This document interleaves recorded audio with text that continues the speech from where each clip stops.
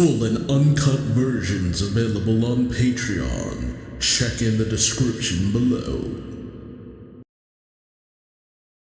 Greetings once again, Pokemaniacs! Duuz-Diz-Din back again, with more of the Pokemon Adventures manga, where previously, a massive explosion seems to have gone off in Hammerlock, with Bade, Sonia, Leon, and Raihan trying to investigate, although Bade ends up leaving as he doesn't want to get in any more trouble than he already is. And Raihan, well, it's his native stomping ground, so he knows a good way in. He confronts Chairman Rose, who explains that he's been experimenting with the wishing stars as a way of preventing an energy crisis that'll happen in 1,000 years. And while this seems to placate Raihan, it's obvious after he leaves that Raihan, he doesn't quite sell what Rose is. He doesn't buy what Rose is selling. There we go. That's the idiom I was going for. And, well, Rose is pretty much aware of as much.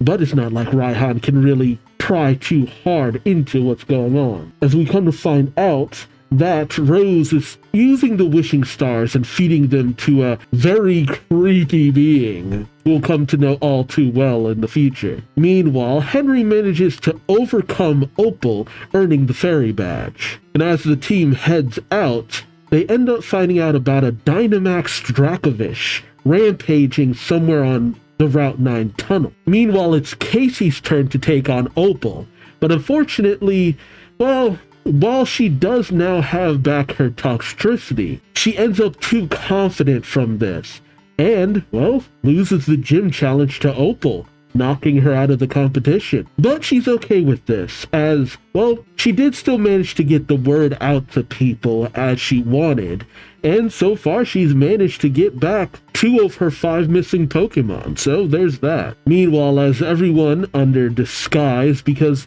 well, nobody really knows about the situation going on with the weirdly Dynamax Pokemon, and considering how Marvin met Casey and Henry with the whole Dynamax illusion or simulation, they're worried that maybe Casey will be blamed for what's going on. So they go in under disguise and find several people trying to eliminate the Dracovic, but Marvin manages to catch it on the sly. As our heroes then make their way to Sirchester, they encounter the gym leader Melanie, who has heard tale of Henry and his ability to fix tools and equipment for Pokemon, with her asking Henry to fix an ice cane, a tool for a Mr. Rhyme. So while Henry's busy repairing Mr. Rhyme's cane, he and Marvin are happened upon by Gordy, who looks to have a battle with Henry a little bit off the books. Marvin is able to take Henry's place though, and with a little help from Casey,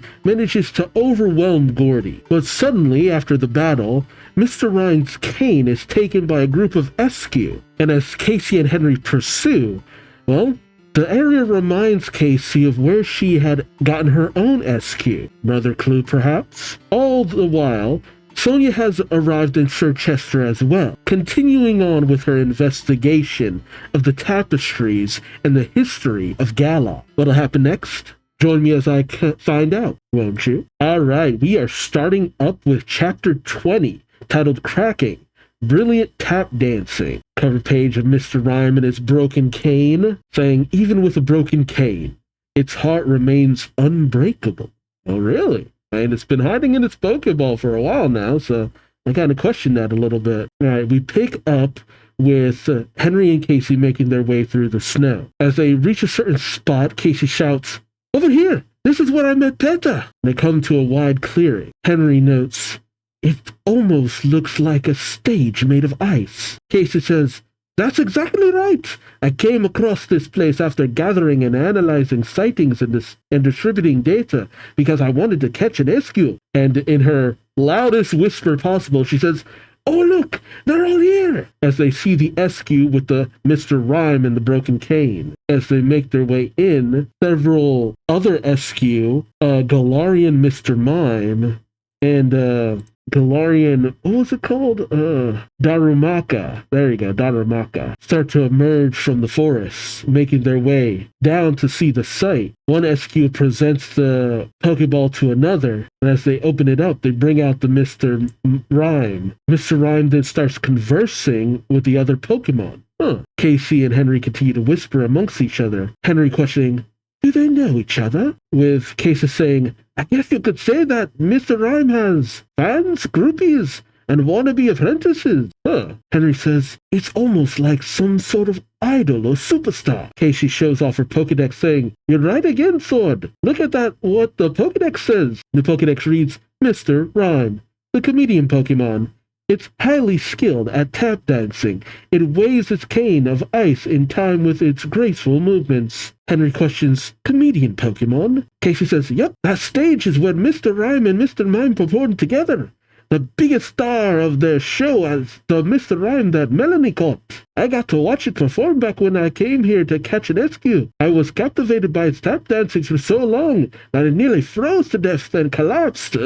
Jesus, kid, why were you allowed to go outside when you were that young? How old was she? Because she looks very young. Then PETA and the other Pokemon in the audience came to help, and after PETA and I hit it off, I had it join my team. Before we went to the Slumbering Well, PETA came here to hear a lot to watch the show. Henry then says, so the SQ wanted Mr. Rhyme to come back. Casey says, right, I think you and Melanie were both being watched by its groupies. Henry says, I see. So that's why the second I took my eyes off the ball and cane, but then he's shocked as they presented the cane to Mr. Rhyme. Henry comes bursting out of their hiding place, shouting, don't! I haven't finished tempering that yet! He snatches the cane, saying, give that back! The SQ then look amongst themselves and immediately go on the attack against Henry, which it's always hard to tell what these things are thinking because they just have these ice block heads. Casey slaps her forehead,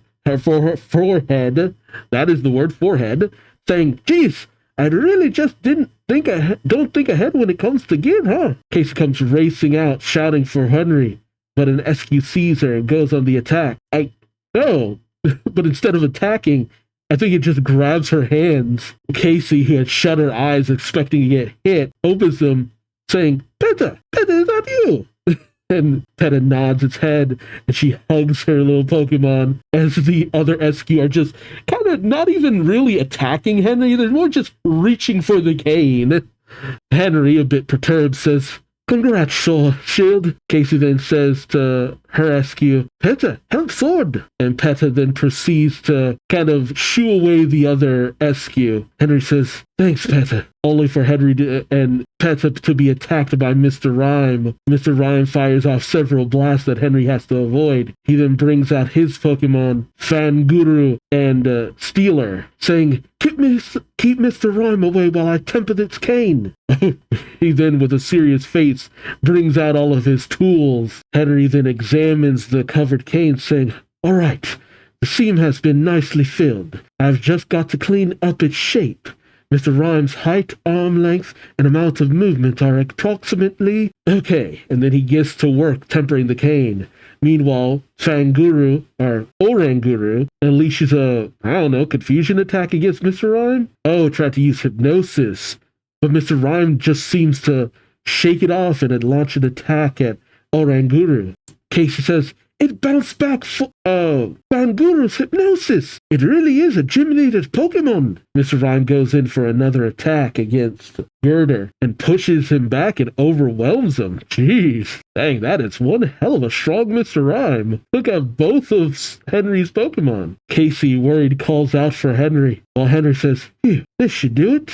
He hands over the cane, saying, give this a try. It isn't perfect, but I've at the very least repaired it. Mr. Rhyme is stunned and examines the cane. Oh, what the heck? An SQ comes over, and then Mr. Rhyme whaps it on the head with the cane, much to Henry's shock. Henry is aghast, saying, did it not like my work?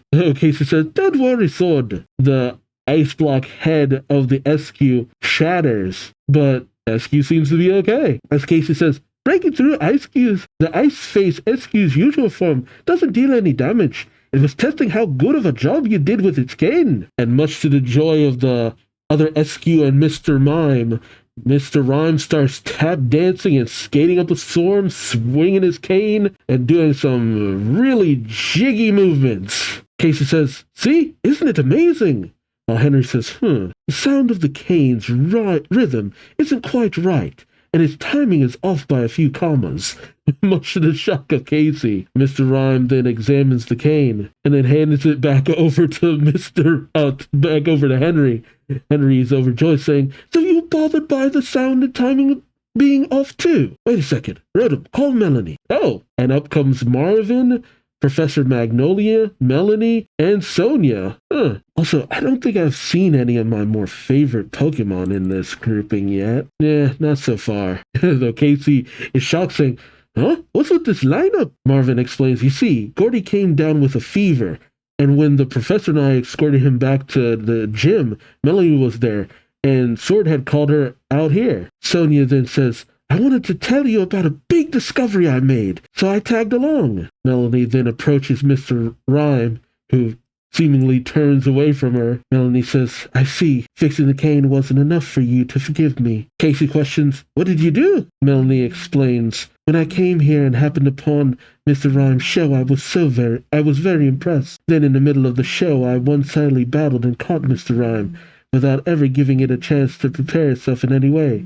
That's when its cane broke." Casey questions, "Huh? You just forced it?" Melanie, looking rather sad, says, "I was overcome with this feeling that if I passed up that chance, I never get one like it again. Alvgala should be able to see this performance, not just a few Pokemon. I'd assume that was what any performer would want, that was every performer's strongest desire. I've got this tendency to assume that what makes me happy makes others happy too. I got carried away. There have been times when it's worked in my favor, but it's also just messed things up instead. There was a time when I thought that if I fixed my relationship with Mr. Rhyme, maybe I have the confidence to fix other things that I've ruined." Henry then interjects, saying, "I'm not actually done with the cane's repairs yet." Melanie says, "Really?" Henry tells her, "Mr. Rhyme and I still aren't happy with how it's turned out. I'm sorry I can't get it back to you in time for the gym battle. I did want to try having a serious battle against an opponent using gear that I tempered."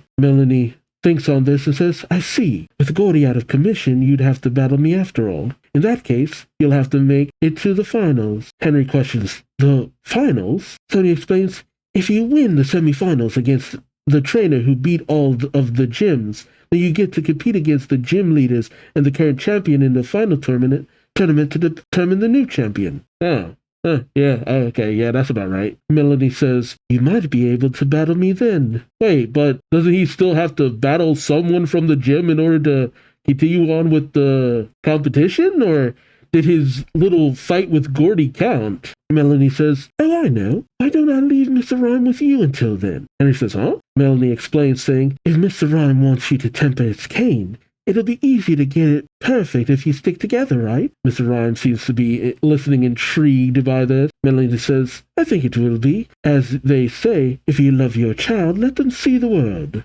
Professor Magnolia then questions, "Don't you think you're getting carried away again, Melanie?" While Sonia tells her, "I don't think so, Gran." Magnolia says, Oh, it seems Mr. Rhyme is quite happy being with Sword." As we see that Mr. Rhyme has put his arm around Henry's shoulder, Casey then says, "Looks like Mr. Rhyme and Melanie will both be happy this way." I think Magnolia says, "I hope so." Now then, why don't we head back to Sirchester? And as everyone heads back in Magnolia's RV, I think Sword says, "By the way, Miss Sonia, what was that big discovery you mentioned?" Sonia explains, "Shield and Casey and Marvin saw it happen right, when Bade vandalized that mural. They both say we did." Sonia tells them that mural completely fell apart. Laura says, "Huh? Did it really?" Sonia goes on to say, "But here's the thing. New ruins were found behind the destroyed mural." Everyone is aghast by this, like, wait, what? Sonia tells them, "A better way of putting it might be that the wall and mural were put up to hide the ruins that were there first." Casey questions, "Huh? But when? By who?" And even Henry's really serious, saying, "More importantly, what do you mean that the ruins were there first?" Sonia tells her, "Right, I knew I had to show you two. These are ruins that were hidden behind the mural. It brings up the image on a tablet of the sword and shield holding Pokemon with two kings in the background. Henry and Casey shout, "The sword and shield Pokemon!" Casey questions, "What does that mean?" And Marvin even questions, "What's the legend really about then? First there's more heroes, then there's Pokemon added?" Sonia says, "I don't know yet. I don't know, but it feels like someone intentionally tried to hide the two Pokemon from the legend." Casey questions, "So they tried to give all the credit to the human?" Sonia tells them, "I actually found more evidence that supports my theory. That's why I came to Sirchester." Melanie, hearing this, questions, "That evidence is in our town?" Sonia says it is, at Bob's your uncle. I still find that hilarious that's what that restaurant is called. As everyone enters, she says, "This way, everyone." But Casey stops to drool over someone's steak. With Sonia saying, "We can eat later, okay?" He brings them to the area in the back where there's a tapestry. Sonia saying, "Over here." Henry questions, "Is this the same as the tapestry from the vault?" Casey says, "It looks like they snatched it up from some garbage dump. They've got guts hanging something like this up in here." The cook saying, "What was that?" Casey, no! Why must you choose violence? Sonia saying, "Right, almost like it was thrown away, but it would disappear from history." We then cut back over to Balloon Leah, where Opal is meeting with someone saying, well, who decided to come after all? I thought you were going to brush me off." A figure says, "Spare me your bitter comments and cynicism, though I know you having me here was an act of bitter cynicism in and of itself." Opal tells the person, "Excellent. I like that straightforward twistedness of yours. You pass," she says to a very embittered Bade. What could it mean? I said, having recently completed most of the rest of the Crown Tundra DLC. I've just been catching legendaries left and right. Alright, on to the next chapter, which is chapter 21, Swaying Murky Memories. We open up at the Sirchester Stadium, where the announcer says, "The gym challenge is in its second half, including Sirchester Stadium. There are 3 stadiums left. Challenger Henry has already challenged Melanie. He battled the Ice-type expert with the Ice and Psychic-type Mr. Rhyme and won. There were a few times when its moves almost hit Melanie, but you could say that's how vigorous Mr. Rhyme's will to fight was, deciding the match's outcome." So, I guess Mr. Rhyme was still none too happy with Melanie. That's interesting to know. It's especially funny because I played Pokemon Sword, and in fact, I just finished up. Now, I already said that. Finished up the Crown Tundra DLC. But I kind of wish I had played Shield too, so I could have had more time with Alistair and Melanie. And today, Challenger Monty challenged Gordy and defeated him. And Challenger Hop challenged Melanie and won too. Both of them will advance to the next gym. Okay, so those who are left are still going. I think it's actually interesting to have more than just one person taken out of the competition. Hop is making his way downtown, shouting, "2 stadiums left. Next is Smikemoth." While Marnie shows up, calling out, "Challenger Hop." He says, "Yo, Marnie, congrats." Marnie then questions, "Do you want to go to Spikemoth together?" Hop blushes profusely, saying, "What?" She tells him, "I actually wanted to invite Challenger Sword too, but he went ahead." Hop sighs a sigh of relief, saying, "Oh, if you're okay with it, then I don't mind going with you." Marnie sighs heavily, saying, "Family. It's hard to stand in the same place as your siblings, right?" Hop questions, "Really? I don't really mind it." Marnie says, "Huh? Then why aren't you here on the champion's endorsement? You never mentioned being the champion's younger brother, so I thought you disliked him." Hop is shocked, saying, "Huh? No way! I'm the biggest Leon fan in Gala, no, in the world. I respect him, admire him, and want to be just like him." Marnie ponders this and questions, "Then were you too weak at battling to get him to endorse you?" "No, that couldn't be it. That couldn't be. You've made it this far, after all." Hop takes that in a bit, saying, "You're way too blunt. I turned down his endorsement." Looking a bit melancholic, he tells her, "I'm his little brother, so if I have to have a bad battle, wouldn't that make him look bad? It'd ruin his title as undefeated champion and make his endorsement look worthless. I'm fine being made fun of, but I don't want my big bro getting mocked because of me. Marnie chuckles a bit, leaving Hop to question, is that weird? Marnie tells him, oh, sorry, we really are the same, I thought. Hop questions, you have a big bro too, Marnie. Is he part of the Challenge Cup? Marnie says, yeah. He's not the only one I'm worried about, though. The people in my hometown worry me too. My future isn't the only one on the line. My big brother and hometown's futures depend on the outcome of my challenge. It's so much pressure. Hop says, I get that. I seriously get that. Leon took on the gym challenge together with a childhood friend of his. According to him, when they were kids, he was never able to win a battle against that friend. Oh, I forgot about that. Is that how that went? Leon always says, I'll get stronger with all the gala. Those words were originally what his childhood friend said. When me and Leon became champion and semi-champion, all of Wedgehurst will become the strongest town in Gala. He said he adopted those feelings. Marnie smiles, saying, they were comrades and rivals, right? Hop tells her, but as soon as that person lost to Opal and Balloon Leah, they gave up on the gym challenge just like that. Oh, I guess I didn't remember that part of the story of how that all went down. I mean, it's pretty obvious who he's talking about. Apparently that person left town after a while, and they were out of touch for a long time. Ian was always positive and optimistic about things, but after that, I started to feel like he had hid his negative feelings on purpose. I think he might feel conflicted about how he and his friend parted. I guess that's why he unconditionally supports me, despite the fact that I rejected his endorsement and that I haven't publicly said that I'm his brother. I don't want to add any more burden to my big bro. Marty smiles, saying, I see. Hop blushes a little bit, saying, oh, my bad. I guess I got us off topic. But why did you want to go to Spikemuth with Henry and me? Is it so dangerous you can't go alone? Marnie, looking sad, says, well, yeah, 'cause neither you nor Challenger Sword will be able to get near Spikemuth. We cut over to Balloon Leah, where Opal is overseeing, I guess, a battle between one of the trainers of Balloon Leah and Bay. Bay's Hitana manages to easily overpower the person's Slurpuff. And Bay kind of mockingly says, next is the finishing blow. Hitana? The trainer says, question. Bay says, what? The trainer asks, what are fairy types weak to? Bade, brushing his hand through his hair, says, that's obvious. Poison types, and only for Slurpuff to immediately knock down his Hitana. He gets angry, saying, that's not fair. I can't believe you attacked without listening to my answer. He turns to Opal, yelling. Opal activates a remote, bringing up a larger image of Bade's face on the screen. He pauses right before he got struck, with Opal saying, yes, here. You got attacked because you ran your mouth. But even more importantly, these aren't gym challenge matches. They're matches to train you for becoming a gym leader. There'll be no ability change just because you answered a question. If you have time to blabber, the right thing to do with that time is finishing off your opponent.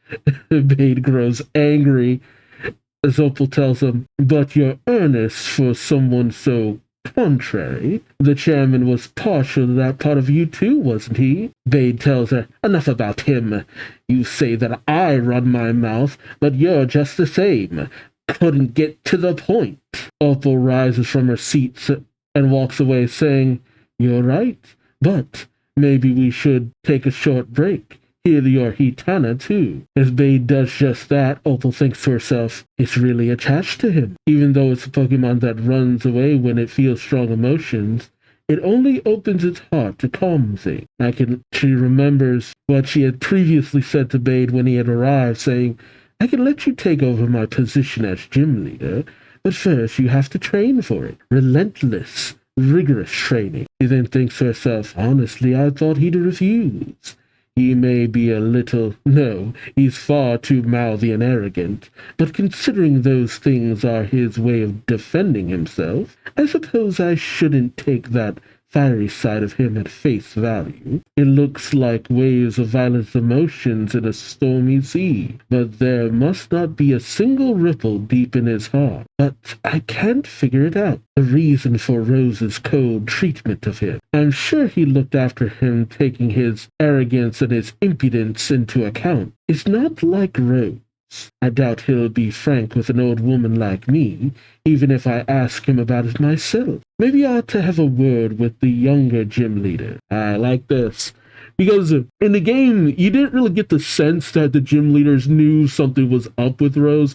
Or at least I don't remember that part of anything. It's been a while since I've blasted through most of the game, and it's only the DLC that I've completed recently. But I gotta tell you, it's just like there was no sense that the gym leaders felt like, no, something's going on in the background. And I usually like that aspect shown with the gym leaders, where the gym leaders, it's clear that, the gym leaders are essentially the peacekeepers of the land. They're the strongest in the region. And especially considering that this region does not have an Elite Four, which always kind of takes me a bit off guard, because there's no Galar Elite Four. It's just the gym leaders and stuff. And the closest thing you come to Elite Four would pretty much just be your rivals, more or less. Yeah, the Galar uses a Champion Cup for that instead, which isn't a bad idea. It keeps the gym leaders a little bit more relevant in the grand scheme of things. And then you have the Stars tournament. Yeah, I like it because it's a good way of having gym leaders and former champions involved in all of that. And I like that idea. There's something kind of nice about that setup that I find myself kind of wishing more series did it like that. And I wonder if that's essentially the idea of the whole, Masters 8 kind of situation that Ash found himself in. Maybe a little bit loosely. We cut back over to Magnolia's RV with, of course, Casey shouting, "Man, that was a close one! Mr. Rhyme kept trying to attack Melanie between Sword's orders. It really doesn't like her." It's still weird to have someone just so outright dislike Melanie. But Henry says, "There wasn't much time between the match and when Mr. Rhyme became part of my team. We've got to battle more to build trust." Marvin then asks, "Come to think of it, you still haven't given it a nickname, have you?" Henry says, "Yeah, I was thinking about going with Staffin, or it's the English name, Kane. But it's a little too close to Twiggy. I'm worried I'll get it mixed up." Oh, wait, Stickin. Okay, so they go with a different name. Mara says, "I see." Casey says, "You nicknamed them based on their gear, right? So then, how about Kane?" Okay, so, man, it's another situation where I need the English translation in front of me to know how this works out in the official translation. Because in English, he goes with Kane. I wonder if anything tells me. No, I can't figure it out. Oh well, skipping over that. Henry says, "I hope we can get along, Kane." I think it's Marvin who asks, "But the only way to get to Spikemuth is the Route 9 highway, right? How will you train for battles?" Henry looks at the map saying, "There are other ways. Route 9 is a complex waterway. You can take it if you have a way to travel on water." Marvin questions, "Can't you just use surf?" While Casey questions, "How would you go that way with surf?" Oh, actually calling it out. It's me kind of realizing, because I'm like, wait, what do you mean how would you go that way with surf? But Henry says, "In the region you're from, Pokemon moves are a means of to travel, right?" Marvin says, "Yeah." Henry says, "I guess it'd be better to show you than to explain it." As Henry pulls out his bike, Marvin questions, "Huh? A Rotom bike?" Yeah, he hasn't really used it too much here. Henry goes down a slope towards the water on his Rotom bike. Marvin's saying, "Look out!" But as the bike touches the water, inflatables come out of the tires and he's able to ride across. Marvin says, "Whoa, it just transformed into a water bike. I had no idea it could do that." No, Casey says, "It couldn't." Marvin questions, "Huh?" Casey explains, "The person who gave Sword that bike, he made all kinds of custom bikes in his workshop. When I gave him some ideas I thought would be interesting, he heard me out. Then what we came up with together was run 'em like aqua mode. Okay, so Casey's involved with that too. See, that's kind of interesting that Casey's kind of like the developer of stuff like this. Because it is kind of weird that just some random guy works with a lot of this stuff. Because I don't think the person who even works on this is named. Yeah, you gotta trade watts to get it upgraded. Oh, apparently it's something from Macrocosmos. Interesting. It's not bad. It's just I do miss the days of I wish we had more of an option of potentially riding on specific Pokemon or any Pokemon we want. That's my only thing. I get, hey, isn't it better not to be restricted by having to have certain Pokemon learn moves? But at the same time, it's just like, man, when I play Pokemon, I want to be able to ride on my Pokemon wherever I want to go. Fly with one of my Pokemon, ride on the water with one of my Pokemon, travel on land on one of my Pokemon. And we've got it to a point where any of your Pokemon can follow you. That feels like the next best step. I'm really hoping for that with Wind and Waves, but we'll see. I mean, undersea routes have come back, so you never know. Marvin then says, so all the packages arriving and the late night clanging over the last few days where Casey says, yeah, I was modifying it. Sword, how's the ride? Henry says, there's no shaking. And it's faster than I thought. It feels great. Only for a Mantike to just burst out of the water and just hit him. That Mantike shows violence. My God. It's just a random Mantike. Okay. Henry says, Casey, is there no function to help avoid Pokemon? No, Casey says, your goal is to train for battle, so of course not. Henry says, that's true. And she brings out his Mr. Rhyme and gets to battling. As she and Marvin head off, Casey calls out, we're going ahead, so get along with Kane, okay? And they just watch him battling on the water with his Mr. Rhyme, calling out from the highway, you can do it, Sword! Taking on a Whalmer. That is a Whalmer, right? Yep, Whalmer. Back in the RV, Casey tells Marvin, oh, I got a message from Sonia. So these are the vault's tapestries. Marvin questions, what are you investigating? Casey says, look, this is the tapestry that was at Bob's your uncle in Chichester. Marvin says, oh, right. You saw that and started remembering something, right? Oh. Casey says, yeah, that's why I had Sonia send me a report of the tapestries in the vault. Marvin then says, head is back too. So it's gotten easier for you to access your memories, right? Casey says, yeah. Oh no. Oh no, it's those idiots. How is her memory tied to these dum-dums? But I've been told they're a lot more menacing here than in the game, so yeah. So you know how, if you're not familiar with the series, you know how Team Yell, in most of the games, make each villainous faction a little bit more menacing. And in Sun and Moon, Team Skull was a little bit more menacing. Guzma and his gang, they were a bit more menacing, but they still weren't the main villains. It was the Aether Foundation, and more specifically, the faction that sided with Faba. I mean, Team Yell, they're just idiots. Like, they're just punks. They could have been made more menacing, but at the same time, with the way the story goes and their support of Marnie, for Team Yell to be more menacing, that paints Marnie in a much worse light as a whole because of her association with them. So them kind of taking a bit of a backseat makes sense to me in the long run. And, well, the actual main villains, to a certain degree of things, not the main villains, but the actual main villains to a certain degree, you can't really have them at the forefront either, because the moment they step in, it gives up the entire plot. Like, the moment they get involved, it gives up the entire plot line of the story. And then you got these chuckleheads who are, like, discount Timu versions of Jesse and James, honestly. Oh god, as Casey makes out two figures, she passes out. What the heck? Henry calls out, Miss Casey, Professor, Miss Casey is... Meanwhile, we cut over to Henry, who's resting on some floating rocks, saying, "Phew, I can finally see Spike Moth's shore," only for an octoclobopus to approach his bike and then start boxing its tires. Henry, seeing this, questions, "What in the world?" Only for Clobopus to go after him as well. He checks out the Pokedex entry that reads, "Clobopus, the Tantrum Pokemon." It's very curious, but its means of investigating things is to try to punch them with its tentacles. The search for food is what brings it onto land. Reading this, Sword goes, "Huh," and then brings out his Mr. Rhyme, saying, "The opponent's a fighting type. Make sure not to get hit by any fighting moves." As Mr. Rhyme goes up against Clobopus, Mr. Rhyme gives off a pretty intense attack and manages to knock Clobopus back into the water. Although then Henry examines his bike with one of the tires now busted.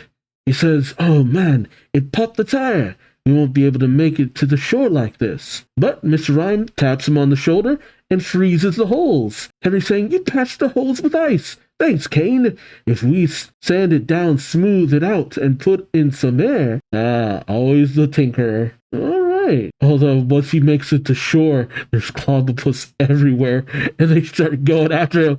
It's just like in the game where the Pokemon, after they notice you for a bit, just start running towards you. And it's just like, oh god! The worst are the Bolthounds, because, man, those things are fast, and once they catch wind of you, it's just like, it's like the freaking T2 coming after you. Or, what was it? I forget what its name was, but it's like in T2 where the machine comes after you and he's just booking it just after the kid on the bike. Henry says, "Clobopus everywhere. Give me a break. My bike's gonna fall apart." As he makes his way, he sees the RV saying, "The SS Magnolia." He enters saying, "Phew, I'm back." Casey comes shouting, "Sword!" Henry questions, "What's wrong, Casey?" Casey says, "I remembered, Sword, about that big bang in the slumbering world. There was this guy who took away my Pokemon and the sword and shield." Henry's shocked, saying, "A guy? A human?" Casey says, "Probably. I only saw the silhouette, and it wasn't just one guy. It was a couple guys, 2 of them." Henry says, "Do you remember anything else?" Casey says, Celebrity." Yeah, I guess that's them. I mean, sorry. I hate to make it seem like I'm so disgusted, but it's just like, right, these chuckleheads. You can't really get around this part of the story without getting into them, but it's like, I didn't think they'd be this involved with this section of things, at least not the stuff involving Casey and her memories, but I guess that's a good way of making them a bit more relevant than what they actually are, because the actual story of these guys, it's just kind of like, y'all need to just go away. Just go away. Alright. I will say this is probably for the best, though, because in the actual game, they're post-game stuff, and they don't make good post-game content. Honestly, they make terrible epilogue content. Like, no! If you were gonna have these chuckleheads in the storyline, I wish you would have, let me get these guys out of the way beforehand. Cause, even to have said that, the situation with Chairman Rose was their fault would have made a lot more, Sword and Shield had a lot of issues with the storyline, okay?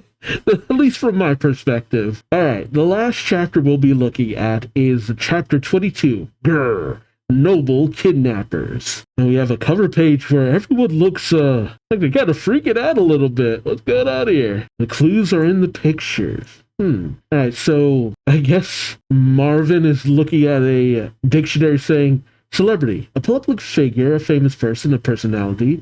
Depending on the region, the term can be used to refer to high-class and elegant persons, or for rich persons with similar lifestyles. What did you mean by it? With Casey saying, it had a nuance, like they were praising themselves. Henry questions, praising themselves for stealing someone else's things? Casey says, they got the rusted sword and rusted shield, and it was fitting for them to have it. Marvin says, in Galar, some public figures, famous people, and personalities would be Professor Magnolia or Mr. Leon and Chairman Rose. Casey points to Magnolia saying, but it was two people. Their silhouettes were like this, completely different from the professor's. Henry says, but why did they only kidnap your Pokemon, Casey? Lancelot was with us but he wasn't taken away.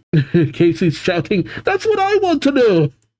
I mean, yeah. You have no idea how worried I was when we got separated. Are they injured? Are they hungry? Have they been able to sleep properly? I was beside myself. Oh, hold on. Just realized something. I also need to make a quick addendum to what I've been doing for a while now. Because I keep putting in Toxtricity, but I prefer the low-key form, which is actually the Pokemon I have in the game. So I should just put the low-key form in here. I keep putting in high-key form, and it's just like, well, you know, what she has is the low-key form. Well, ant form, I should say. But I didn't have low-key form, and she doesn't. Well, I have low-key form, and she has low-key form. So it's just like, why do I keep putting in the ant form? It don't make no sense. I'm still worried for Mega and Giga, who we still haven't found. I'm gonna find them no matter what, he says, amped up and angry, saying, I'm going to investigate that pair who think of themselves as celebrities or something.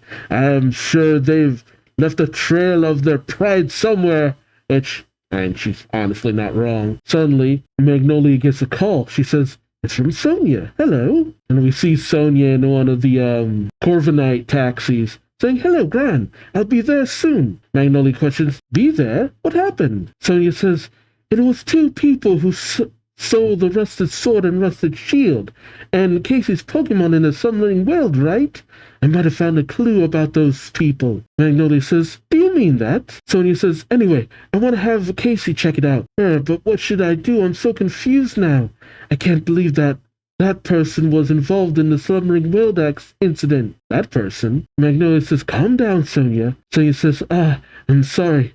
I can see the Route 9 tunnel. I'll be there soon. I'm hanging up. Oh, we see that Sonia has a camera, but suddenly a Clink-Clang? Yeah, Clink-Clang attacks, shocking her in the Corviknight taxi, knocking it out, causing it to plummet out of the sky. Oh god, that's dangerous. We then pick up at the entrance of Spike Month, where Raihan? Yeah, Raihan has arrived, but the gate to get in is shut. Says, what the heck? What's gonna be the deal if challengers come here? They can't get in. Only for an Obstagoon to come around the side and push Raihan over.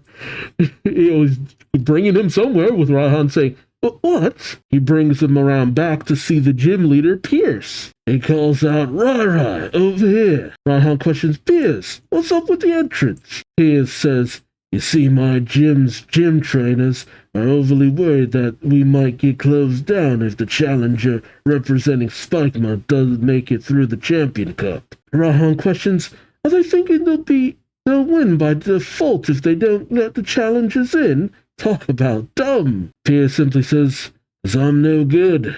They won't believe me even if I tell them the gym will be fine. Raihan sits next to Pierce saying, your past self would have told off those idiots like it was nothing. Pierce tells him, this trainer is the first from Spikemuth to go for the Champion Cup since me, so everyone's gotten all worked up about it. Our town's representative is well aware of it, so they're in a hurry to be the first to get here. Raihan questions, oh yeah? You rejected Chairman Rose's offer to move the stadium to a power spot, right? Pierce smiles, clapping, saying, oh, there's a Rai. No, you never cut corners with your intel. Raihan says, quit teasing. Of course people are gonna worry. You're in a direct conflict with Chairman Rose. Pierce tells him, a modest gym challenge without Dynamax battles. We don't do live broadcasts, and we don't get funding without tourists. The town will decline and the people will get depressed. There'll be an endless number of people who give up and leave. But on the other hand, there'll be those who move in too. Types who feel like they can live here without feeling daunted because of how the town will turn. If Spikemuth got all shiny and new just the same as other towns, where could the folks who find it hard to live in towns like that go? See, He has much of the same kind of mentality as Guzma to a certain degree, but he's a lot less abrasive about it. You know what Chairman Rose had to say about that? Shiny and new or not, I love Gala all the same. Raihan laughs. Piers then questions, so, you want some advice? And Raihan says, about the chairman. Hearing everything, Piers says, I see. He started to research alternative energies because he's worried about Gala 1,000 years from now. Isn't that better than only relying on particles? There are so many unknowns with them. But Raihan's not really giving in to this, saying, Piers says, whether he's telling the truth or not, isn't it typical for the chairman to worry like that? We gotta share this conversation with Opal. Raihan questions, why? Piers tells him, she came to me for advice too. She found the way the chairman handled the situation with Challenger Bade was odd. I don't get on too well with with Chairman Rose, but I seriously respect his ability to get things done. We've got to do what we've got to do, and right away, that kind of attitude. He's been reaching out to trainers in need since his days as a committee member, right? Putting aside the chances he gives to children like Challenger Bade who aren't as fortunate. In all of the stadiums, he's had childcare facilities built for trainers raising children. Oh, like Melanie.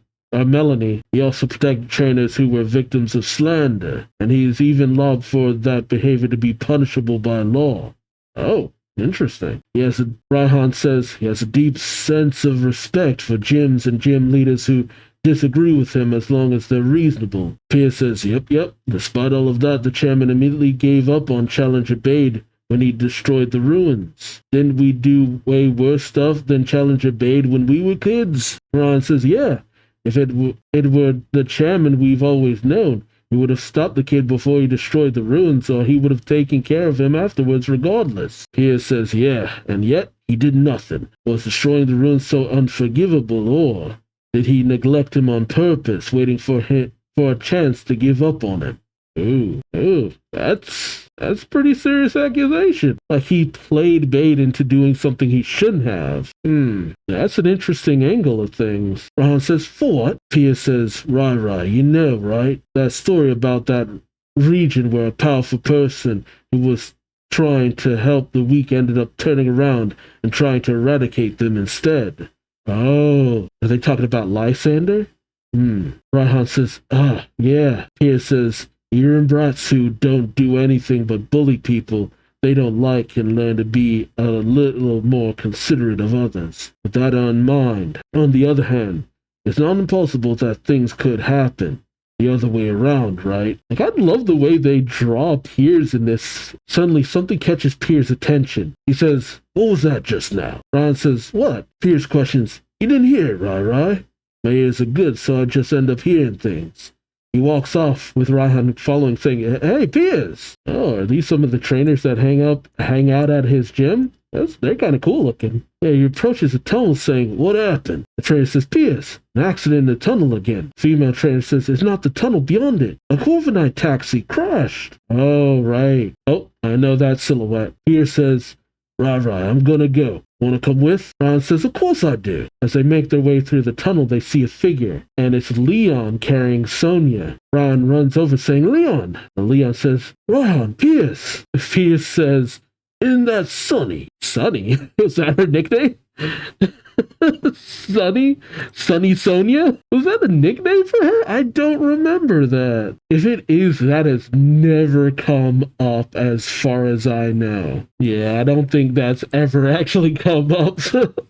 That took me a bit off guard. Like, wait, Sunny? Leon says, he called me out here and said he had something urgent to talk about. Professor Magnolia's group is close to Spike Month, so we were planning to meet with them.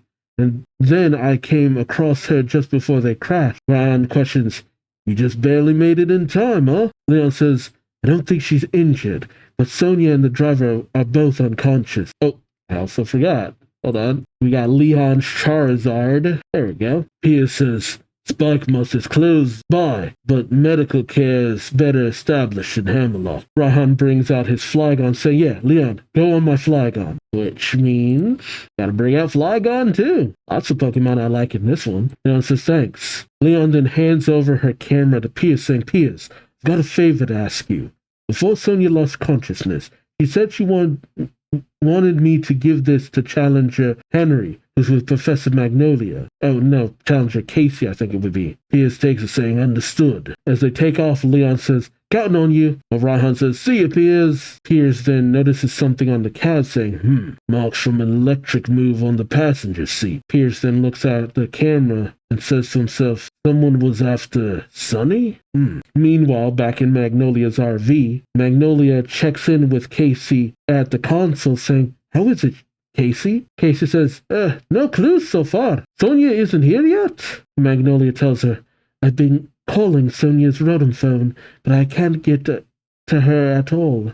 I hope nothing's happened. Casey then says, I'll check it out via GPS. Huh? Magnolia says, what's the matter? Casey says, now she's headed for Hammerlock at a crazy speed. From her speed and the air resistance value calculated from the way she's flying, she's probably riding a Flygon. Henry questions, did she go back to get something she forgot? While Marvin says, why a Flygon though? Magnolia says, if we can't get in touch, then we can't change where we're going to meet up. Suddenly, something shakes the RV. Casey looks up, saying, what's going on? The roofs! Suddenly, something caves in the roof with a powerful attack. Then something rips open the door, much to everyone's shock. Oh, hey! It's a Bronzong and one of my all-time favorite Pokemon, Goliath.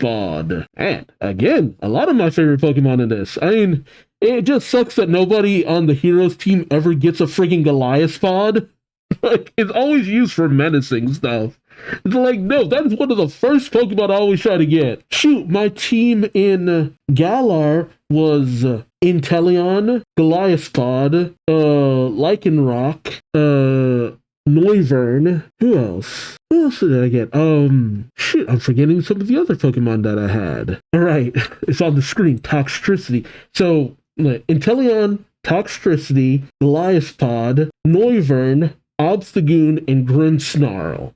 Yeah, that was my team. Like, a good chunk of my team was made up of Galar Pokemon, too. Because I really loved Obstagoon. And Grimmsnarl just kind of fitted my aesthetic. If anything, I would be a Dark-type trainer. I always gravitate to Dark types. Alright, so Casey shouts, Bronzong and Goliathpod! Suddenly a voice calls out saying, we'll have you handed over like good little kids. Marvin's shocked, saying, the Pokemon talked! Yeah, they have little devices on their foreheads, representative of who owns them. Henry tells them, look carefully.